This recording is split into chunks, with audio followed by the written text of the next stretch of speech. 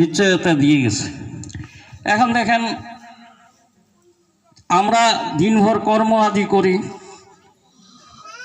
যারা যে ঠাকুর বলছে মাছ মাংস খাসনি আর পেঁয়াজ রসুন মাদক ছাড়। মাদক বলতে যে কোনো নেশা পদার্থই হলো মাদক। তা আমি দেখি যে সমাজে আমরা বাস করি, দেখা গেল দিনভর কষ্ট করে কাজকর্ম করলো, সন্ধ্যাবেলা একটু নেশা করে বাড়িতে ফিরল। আচার্যদেব বলছেন যে আনন্দটা আমরা অনেক কিছু করে পেতে পারি। যারা নেশা করে তারা ভাবতেছে আমি নেশা করে আনন্দ করতেছি, কিন্তু সে কি আনন্দ করতেছে? সে একা আনন্দ করতেছে, কিন্তু পরিবারকে অশান্তিতে রাখছে। তার বাড়ির স্ত্রী সন্ধ্যা হওয়ার সাথে সাথেই মাথার মধ্যে টেনশন যে নেশা করে তো আসবো, আইসা আজকে বা কী অবস্থা হয়, কাকে বা গালি বাড়ে, কাকে বা মারে, কাকে ধরে, এই একটা টেনশন সারা পরিবারের। তবে ওখানে বাঁচা বাড়ার মধ্যে বাধা পড়লো। যদি আমি নেশা করেই আসি, বাড়িতে যদি অত্যাচারই করি, দেখা গেল রান্নাবান্না সব করেছে তার স্ত্রী, কিন্তু খাওয়া হলো না, কেন খাওয়ার আগে তো উনি নেশা করে আসে, তো অশান্তি করলো। তো আনন্দটা হলো ঠাকুরকে নিয়ে একটা আনন্দ করা, ইষ্টকে নিয়ে আনন্দ করা, আরেকটা হলো নিজে আনন্দ করা।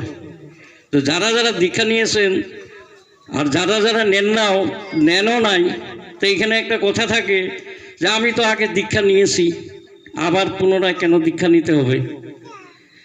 আমরা কুলগুরুর দীক্ষা নিয়েছি, কিন্তু যখন জগৎগুরু আসে, বিশ্বগুরু আসে, তখন ওই বিশ্বগুরুর শরণাগত আমাদের হইতে হয়। এটা সহজ উপায়।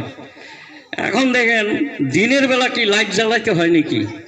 দিনের বেলা কোনো আলোর মধ্যে লাইটের প্রয়োজন হয় না, কিন্তু অন্ধকারে লাইটের প্রয়োজন হয়। তো যখন অন্ধকার হয় তখন লাইটের প্রয়োজন হয়। তো ঠিক যখন বিশ্বগুরু আসেন তখন দিনের মানে সূর্যের উঠে যায়, তখন কিন্তু ছোট ছোট গুরুদেরও জীবন ধন্য হয়ে যায়।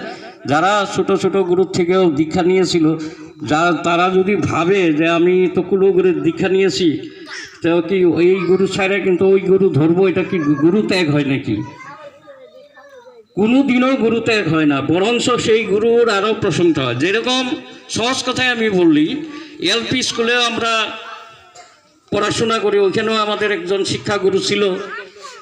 তারপর আমরা আস্তে আস্তে উপর দিকে এসে হায়ার এডুকেশনে পড়লাম, তখনও আমাদের কিন্তু গুরু ছিল, কিন্তু সেই গুরু কিন্তু পরিবর্তন হয় নাই।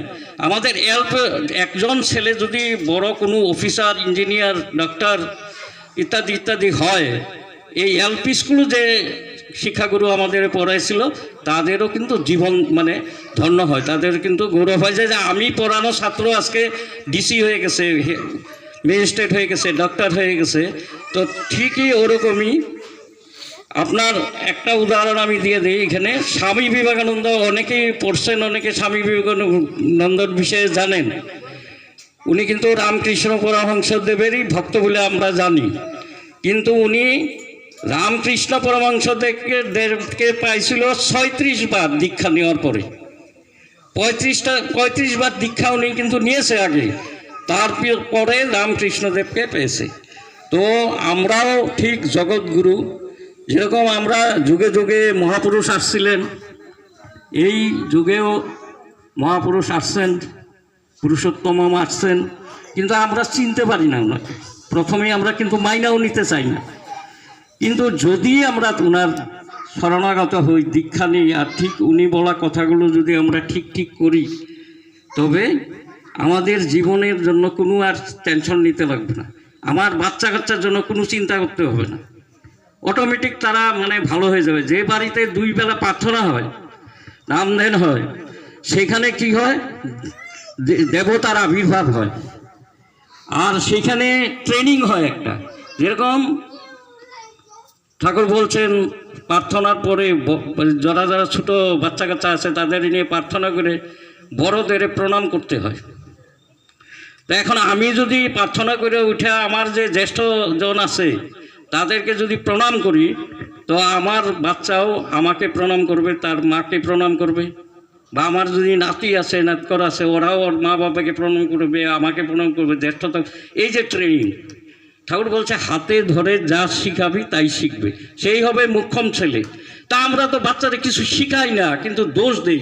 যখন বড় হয়ে কিছু মানে অন্যায় করে তখন কই এ অমানুষ হয়েছে, অমুক হয়েছে। কিন্তু আমি কতটুকু আমার বাচ্চাকে শিখাইছি যে, তা আমি তো মানুষের মতো বানানোর জন্য ছোটোবেলার থেকে তাকে চেষ্টা করতে হবে। তার রাস্তা কি?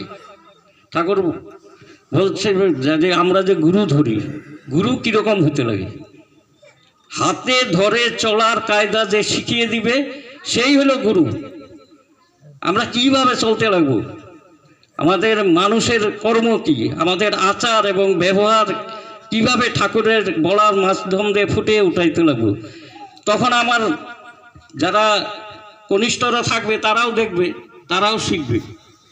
তো আমি বেশি সময় নেব না, একটা ছোট্ট আমি ঘটনা বলে